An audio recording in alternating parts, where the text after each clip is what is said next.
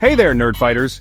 It's your boy, it's Van, and today we're talking about the leaders of the free world. And no, not the policy wonks or the diplomats, although those are fascinating in their own right. We're going full-on, unabashedly, delightfully weird. Because let's face it, behind those serious portraits and weighty speeches were some seriously eccentric individuals. We're talking bathtub mishaps of epic proportions, conversations with long-dead presidents, and a surprising number of presidential pets. Stick around because you're about to meet the quirky, the quizzical, and the downright strange side of US presidents. This is When Presidents Got Weird, Strange Habits of US Leaders. Buckle up, it's gonna be a bumpy, hilarious ride.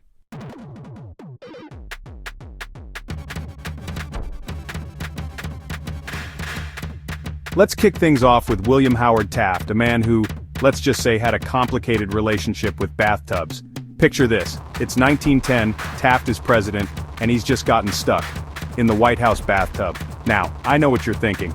John, how does a grown man, let alone the President of the United States, get stuck in a bathtub?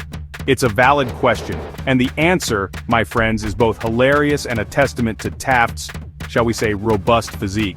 See, Taft was a large man, like really large. We're talking over 300 pounds. So large, in fact, that the White House had to install a custom-made bathtub that could accommodate his, presidential girth. It was a 6-foot-long, 7-foot-wide porcelain behemoth, and yet, on that fateful day, even the presidential bathtub couldn't contain Taft's struggles. The story goes that he got wedged in so tightly that it took 6 aides and a whole lot of butter to finally free him.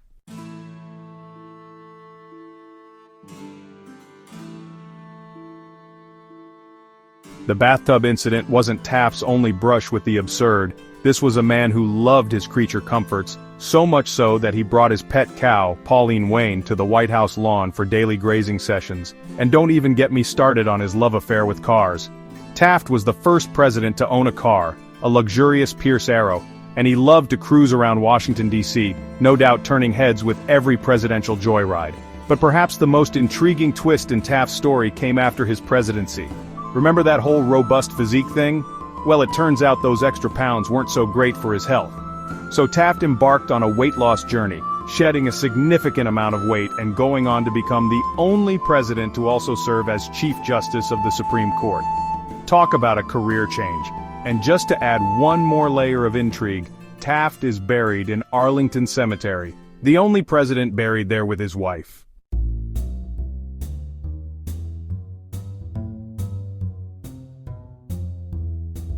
Okay folks, buckle up because we're diving headfirst into the world of Lyndon B. Johnson, a man known for his, shall we say, unconventional leadership style. And when I say unconventional, I'm talking about conducting meetings from the most private room in the House, the bathroom. Yes, you heard that right. LBJ, as he was known, had a peculiar habit of holding meetings while sitting on the toilet. And before you ask, no, this wasn't some kind of secret code or anything. He literally just liked to multitask. Now I know what you're thinking. That's gotta be the weirdest thing about LBJ, but oh no, my friends, we're just getting started. This is a man who nicknamed his, manhood Jumbo. And yes, he was not shy about sharing this nickname with others, often in extremely inappropriate situations.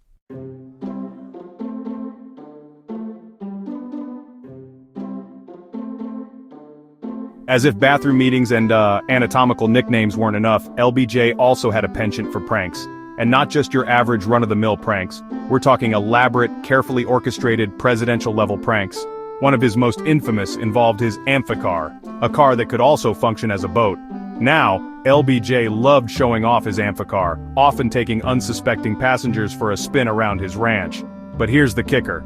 LBJ would often pretend that the brakes were failing as he approached a lake, sending his passengers into a panicked frenzy before calmly steering the amphicar into the water. Look, I'm all for a good laugh, but I can't imagine being on the receiving end of that particular prank.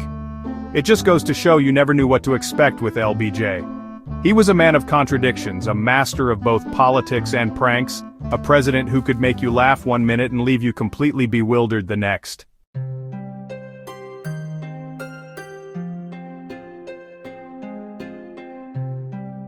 Alright, let's talk about Calvin Coolidge, our 30th president. Silent Cal, they called him. And for good reason, apparently. This was a man of notoriously few words. Now, you might think someone that quiet would be, boring. But Coolidge was anything but. He just expressed himself in unconventional ways. Like, take his morning routine, for instance. Every morning Coolidge got a head massage. Not from a personal masseur or anything, but with petroleum jelly. Yeah, you heard that right. Petroleum jelly. Apparently, he believed it helped keep his hair healthy.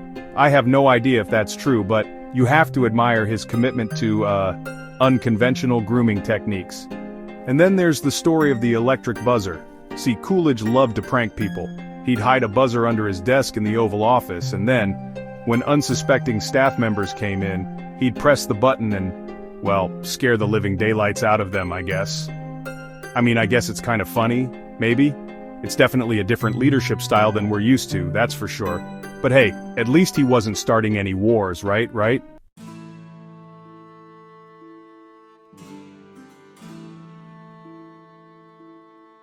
But Coolidge's weirdness wasn't limited to the Oval Office.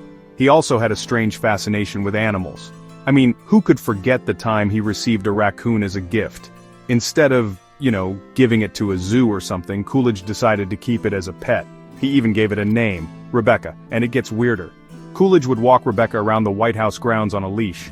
A raccoon, on a leash. Can you imagine the looks they must have gotten? But perhaps the most Coolidge-esque anecdote involves a breakfast he had with some Republican women. See, these women were visiting the White House and they thought it would be funny to play a little game. They told Coolidge they'd made a bet. Whoever could get him to say more than 2 words at breakfast would win. Coolidge, being Coolidge, listened to all this with his usual stoic expression. Then, as he ate his breakfast, he looked up at them and said, "You lose." Classic Cal. You gotta respect the man's commitment to his own brand, right?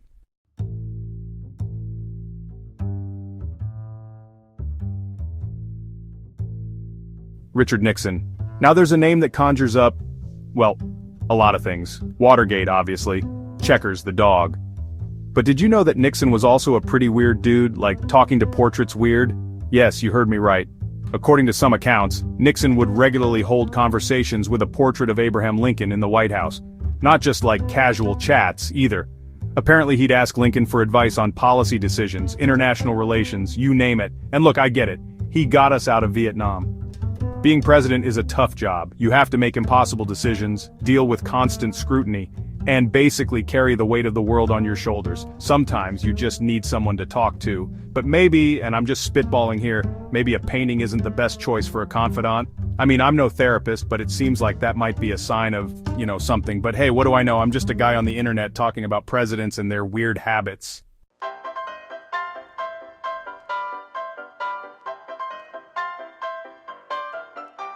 Speaking of weird habits, let's talk about Nixon's love for bowling. Now there's nothing inherently strange about bowling, right? It's a fun, social activity enjoyed by millions. But Nixon took his love for the game to a whole new level. How, you ask? Well, he had a 1-lane bowling alley installed in the basement of the White House. A private bowling alley, in the White House. I guess when you're the leader of the free world, you can pretty much do whatever you want, right? But that's not all. Nixon was also a big fan of daylight saving time, like a really big fan. So much so that, in 1974, he signed a law making daylight saving time permanent for 2 years. That's right, permanent. No more falling back or springing forward, just endless sunshine and longer days. At least that was the idea. It didn't quite work out that way, as anyone who remembers the energy crisis of the 1970s can attest. But hey, you can't fault a guy for trying, right? Even if his methods are a little, shall we say, unorthodox.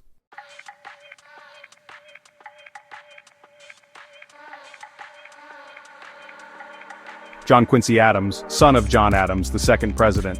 Talk about pressure, right? Living up to a legacy like that. But John Quincy Adams wasn't just some presidential offspring riding his dad's coattails. He was a man of many talents, interests, and dare I say, eccentricities. For starters, the man loved to swim. And when I say loved, I mean loved. We're talking daily swims in the Potomac River, even in the dead of winter. But it wasn't just the frequency of his dips that raised eyebrows. You see, John Quincy Adams preferred to swim in the Buff. That's right, folks, our 6th president was a skinny dipping enthusiast. And as if that wasn't enough to solidify his place in presidential peculiarity history, there's also the time he got into a public feud with a journalist who accused him of, get this, using government funds to buy gambling equipment. Now, I don't know about you, but Presidential gambling scandal isn't exactly the kind of headline that inspires confidence in a leader, but hey, at least Adams was passionate about something, right?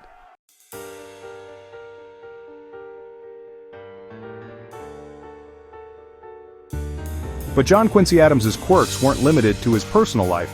Oh no, this guy brought his unique brand of weirdness to the world of politics too.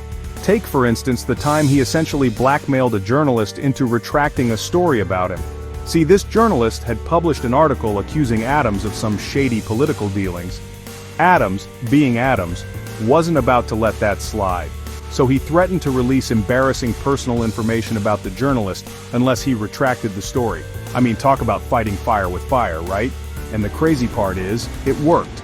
The journalist backed down, retracted the story, and Adams lived to fight another day. You gotta admire his tenacity, if not his methods. But perhaps the most remarkable thing about John Quincy Adams is that his political career didn't end with his presidency. After leaving the White House, he went on to serve in the House of Representatives for nearly 2 decades. That's right, the guy who was once the most powerful man in the country spent years arguing about laws and policies on the House floor.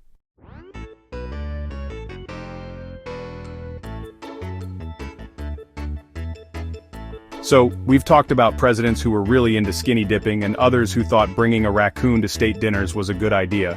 But let's talk about Jimmy Carter, a man who, before becoming the 39th president, had a close encounter with something out of this world. And no, I'm not talking about his political rivals. He lost to the best president of our lifetime.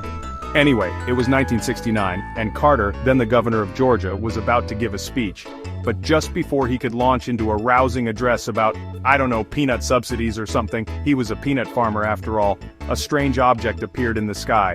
It was bright, it was glowing, and it was definitely not of this earth. Or at least that's what Carter and several witnesses claimed. Now look, I'm not saying it was aliens. But it was aliens. Okay, maybe not, but it's fun to think about, right? Carter, being a man of science and reason, reported the sighting to the International UFO Bureau. You know, as one does. He later described the object as the darndest thing I've ever seen, and even promised, if elected president, to make all UFO information public. Spoiler alert, he didn't. Maybe the aliens got to him, or maybe, just maybe, it was a weather balloon. Whatever it was, Carter's UFO sighting adds a layer of extraterrestrial intrigue to his presidency. And hey, if nothing else, it makes for a pretty good story, right? I mean, how many presidents can say they've seen a UFO? It's definitely more interesting than talking about peanut farming, though knowing Carter, he probably found a way to make peanut farming interesting too. The guy was full of surprises.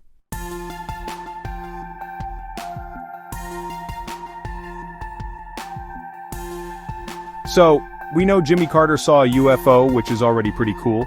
But did you know he was also a man of the people, like, really into rolling up his sleeves and getting things done? He was better after office than he was as president. We're not just talking about policy here, though he wasn't good on foreign policy or even domestic issues.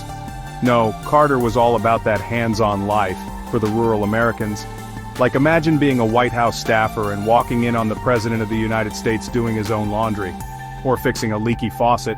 That was Jimmy Carter. He even insisted on carrying his own luggage, which, let's be honest, is not a sight you see every day, especially not from a world leader. Some might call it frugal, others might call it downright weird. But hey, the man liked to be self-sufficient. And speaking of self-sufficiency, Carter carried that ethos with him long after he left the Oval Office. He famously continued his work with Habitat for Humanity, building homes for those in need well into his 90s. Talk about commitment. I mean, this is a guy who could have easily retired to a life of luxury. He chose to spend his time building houses. It's kind of inspiring, really. He used his platform to do good in the world, and he wasn't afraid to get his hands dirty. Plus, he saw a UFO. So, there's that.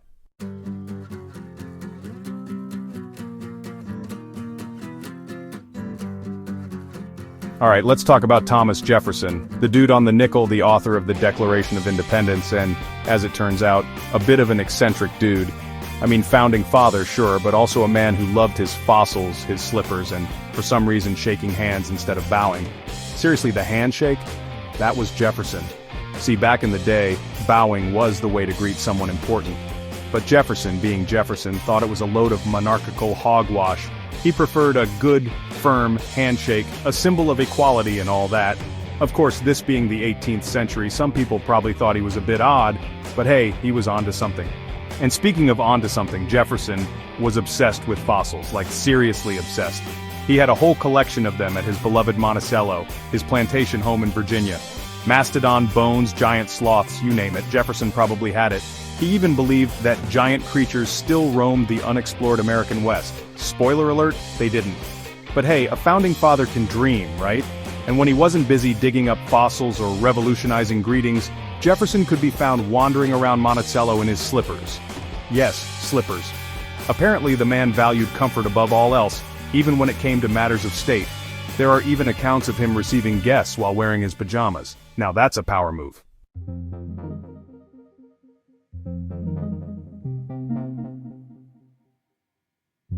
So, we've established that Thomas Jefferson was a bit of an oddball.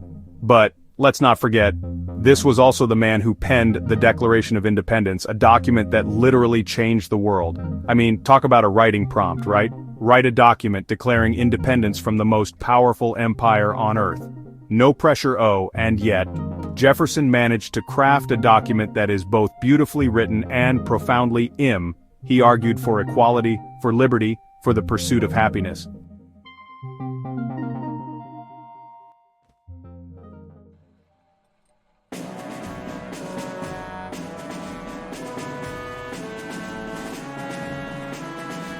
Alright, let's talk about Andrew Jackson, the 7th President of the United States, a man known for his fiery temper, his love of dueling, and, oddly enough, his pet parrot. That's right, a parrot. Because nothing says tough guy like a talking bird, right?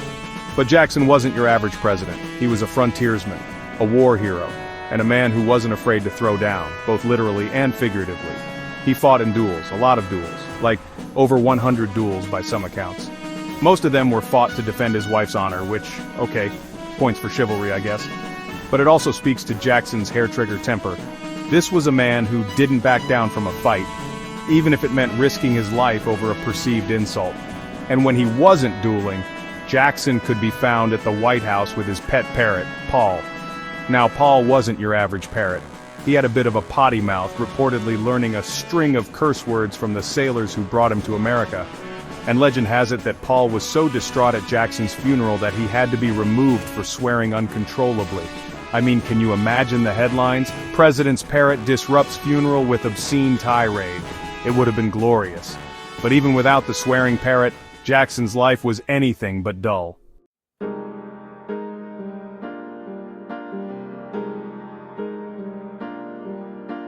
So, we've established that Andrew Jackson was a man of contradictions. He was a war hero who hated war. He was a champion of the common man who owned slaves. And he was a president who survived an assassination attempt. That's right, in 1835, a man named Richard Lawrence tried to shoot Jackson not once but twice. Both pistols misfired, which, depending on your perspective, was either a miracle or a really bad day for Richard Lawrence. Jackson, being Jackson, reportedly chased after his would-be assassin, cane in hand, yelling, "By the Eternal! I'll kill him!" Luckily, bystanders restrained him before he could beat a man to death with a cane. It's safe to say that Andrew Jackson was not a man to be trifled with. But Jackson's legacy is a complicated one. He's credited with expanding democracy, strengthening the presidency, and defending the Union. But he's also responsible for the Indian Removal Act, which led to the forced relocation of thousands of Native Americans, a tragic and shameful chapter in American history. The Trail of Tears, as it came to be known, is a stain on Jackson's presidency, a reminder that even the most popular and charismatic leaders can commit terrible acts. And it's a reminder that history is rarely black and white. It's full of contradictions, complexities, and uncomfortable truths. And it's up to us to grapple with those truths, to learn from the past, and to strive to create a better future.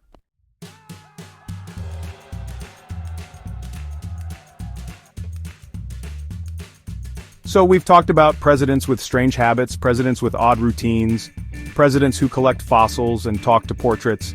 But what about a president who could have been a professional athlete? That's Gerald Ford for you. He wasn't born with a silver spoon, you know? He had to work his way through Yale, playing center, linebacker, and long snapper for their football team. And he was good, like really good. We're talking scouted by the NFL good. He even got offers from the Detroit Lions and the Green Bay Packers. Can you imagine President Ford hiking the ball instead of signing bills? But life, as it often does, had other plans. Ford chose law school, served in the Navy during World War II, and then, well, he kind of fell into politics. And he served in the House of Representatives for 25 years before becoming vice president, and then, unexpectedly, president. See, Richard Nixon, remember him, Watergate scandal and all that? Yeah. He resigned, leaving the presidency wide open, and just like that, our football star turned politician Gerald Ford found himself as the leader of the free world. Talk about a career change, right?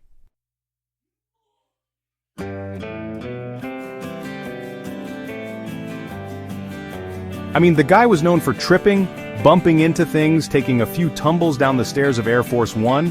There's even footage. It became a bit of a running joke, so much so that Chevy Chase made a career out of impersonating Ford's clumsiness on Saturday Night Live. But hey, nobody's perfect, right? And you know what? Ford was a good sport about it. He laughed along with everyone else, even invited Chevy Chase to the White House. Speaking of good sports, did I mention that time a typhoon almost swept Ford off his feet? No, seriously. While visiting Japan, a typhoon hit, and there's actual footage of Secret Service agents struggling to keep the president upright. And then there was that time he accidentally beamed a golf partner with a golf ball, twice, in one round. Look, nobody's saying Ford wasn't a great president.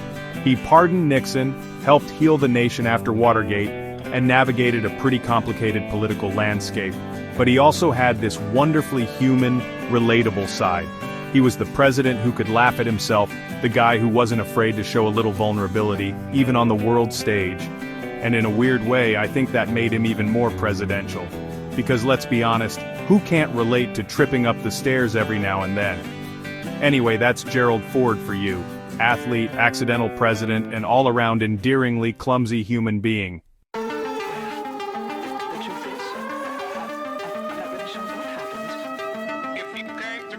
Herbert Hoover, the 31st president, is often remembered for the Great Depression, but his life was a wild ride long before that. Orphaned young, he worked his way through Stanford University, becoming a mining engineer. That's a pretty solid start, right? But it gets weirder. Hoover and his wife, Lou Henry, lived in China for a while. They became so fluent in Mandarin that they used it for private conversations. Picture this, the White House, top secret meetings, and the president is speaking in Mandarin. What were they talking about? Government secrets? The latest Peking opera? We may never know. Hoover's engineering background took him all over the world, from Australia to Burma. This wasn't your typical gap-year backpacking trip. He was managing massive mining projects. This guy was basically a real-life Indiana Jones, minus the whip and the fear of snakes, I assume. So how did this globe-trotting engineer end up in the Oval Office? Well, that's a story for another time.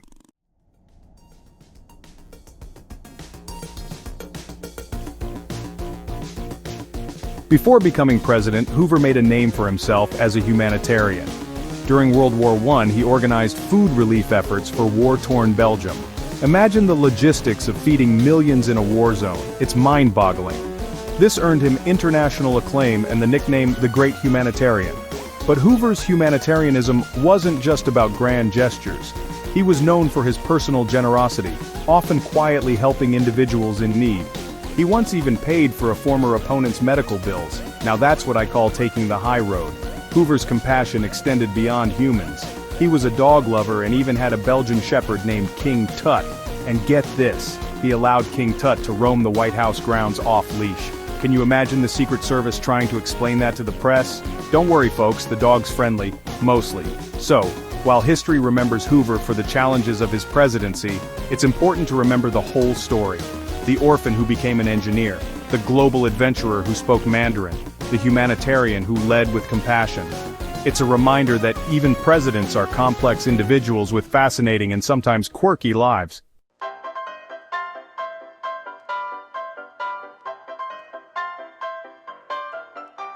Ronald Reagan, the 40th president, is remembered for his charisma, his conservative policies, and his love of jelly beans?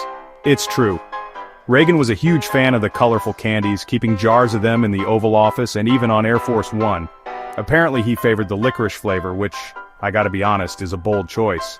But Reagan's quirks didn't stop at his sweet tooth. He also had a lifelong aversion to Brussels sprouts. Who doesn't dislike a vegetable or two, right? But Reagan took it to another level. He reportedly banned them from the White House kitchen. Imagine being a White House chef trying to plan a balanced meal with that kind of restriction. Before entering politics, Reagan was a Hollywood actor, starring in films like Newt Rockney, All-American, which earned him the nickname the Gypper. He even worked as a lifeguard for a while, saving over 70 lives. So basically, he went from rescuing swimmers to rescuing the American economy. Talk about a career change. And speaking of change, Reagan's political journey is fascinating. He started as a Democrat but later switched to the Republican Party, eventually becoming one of the most influential conservative leaders of the 20th century. It's a good reminder that people's beliefs and ideologies can evolve over time.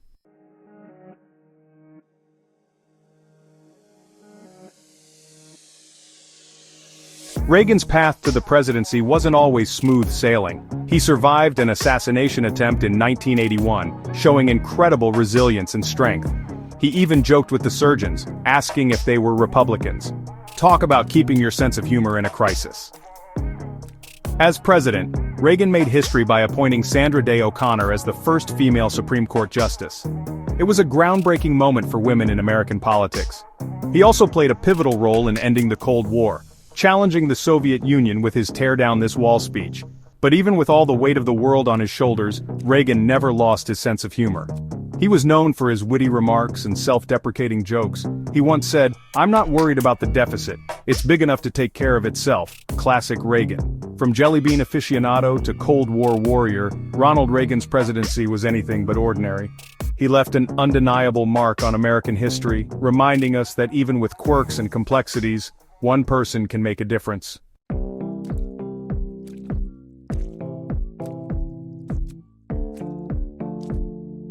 Presidents. They sign bills, lead wars, and sometimes talk to cows bowl alone or swim naked in rivers. Turns out being the leader of the free world doesn't make you any less quirky. From bizarre habits to unexpected hobbies, these presidents prove that behind the power and prestige, there's still a whole lot of human weirdness. Like, comment and subscribe for more weird history, and let us know which presidential quirk was your favorite.